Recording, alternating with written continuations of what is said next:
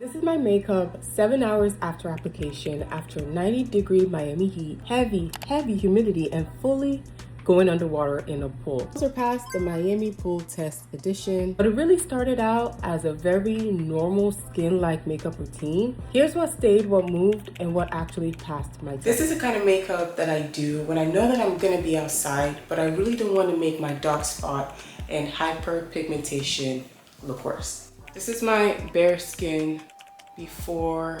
I've already washed my face with La Roche-Posay Gentle Cleanser. I'm gonna go in with this. My Caudalie Vivino Perfect Serum. Just a little. And we are gonna be hanging out. There'll be a bit of sun, just like a hangout day in Miami with the typical sun you deal with. Humidity and hotness. Experts of skincare, I have.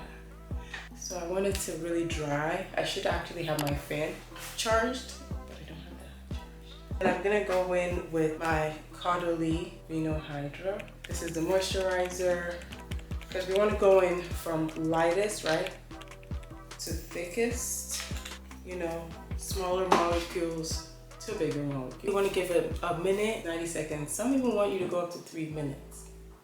3 minutes. Yeah. We're all together. So, because dark spot heavy mineral sunscreen is what's recommended for Black women and people of melanin the most. Oh my god, it's so white.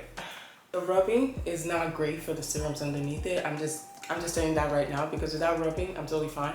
But because I'm trying to rub it in, which you just kind of need to give it time, and you're gonna have to rub. But I was like, oof, when I was rubbing, I was irritating my skin. It's getting a little better, but you just gotta give it time. I don't want my body to be white, but I'm gonna go with my event.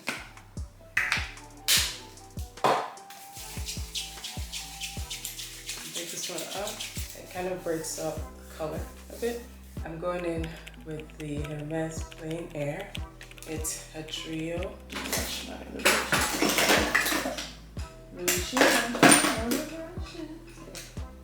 I'm going in with this.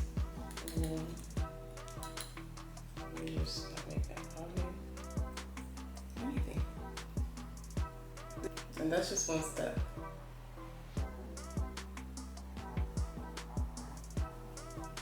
Okay, so I'm just going in. This is the translucent medium deep in Laura Mercier.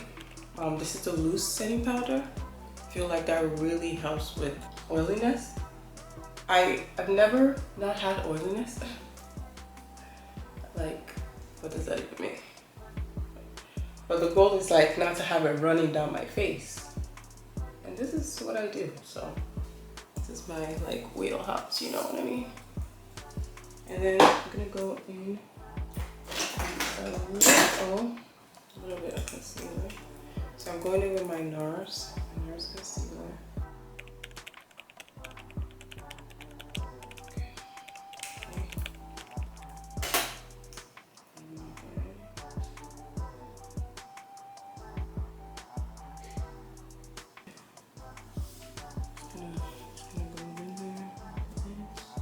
I don't really even want to put, like, again, I'm not trying to do a whole face. We're like going to chill at home. I just don't want to look a mess, right? All right, so let me just do this.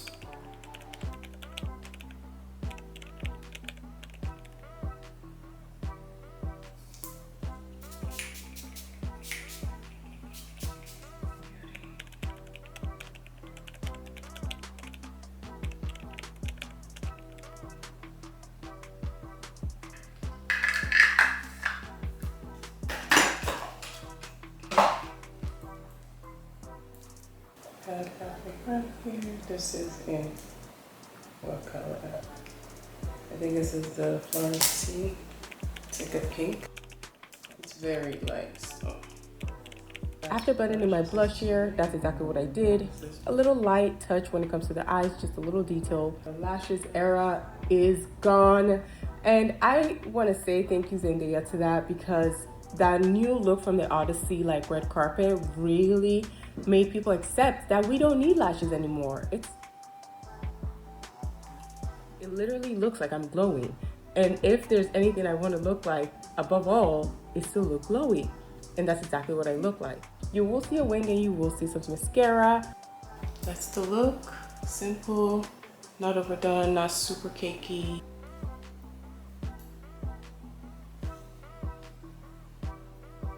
This is not a full coverage. I'll be checking it later. Right.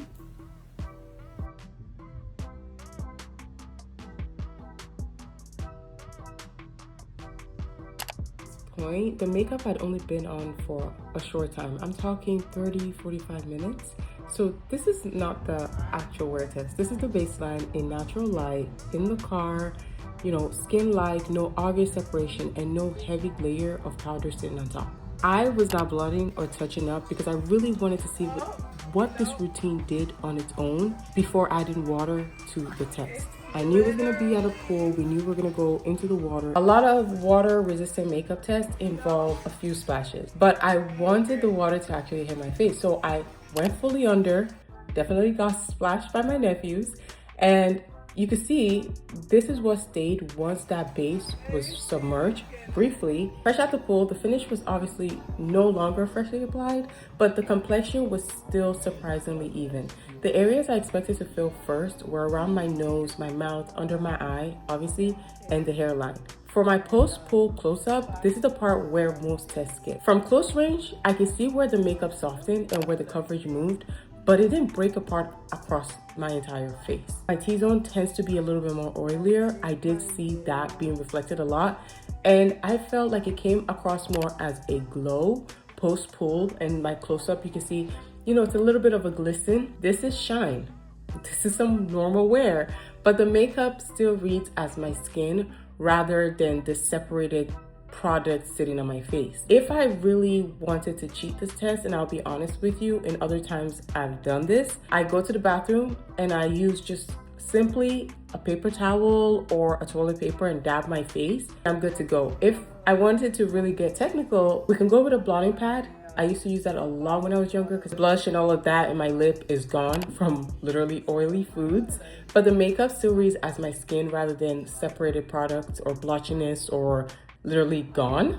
For me, passing this test does not mean looking freshly applied after 9 hours. It means the makeup remained even, recognizable, and wearable. And that the areas that moved, you know, they filled gradually rather than collapsing all at once. Not getting a splotchiness, not getting a peeling, not looking literally a mess. This was a makeup wear test and not a sunscreen durability test. Makeup looking intact after swimming does not mean the original sunscreen application is still providing adequate protection. Sunscreen should be reapplied after swimming or significant sweating.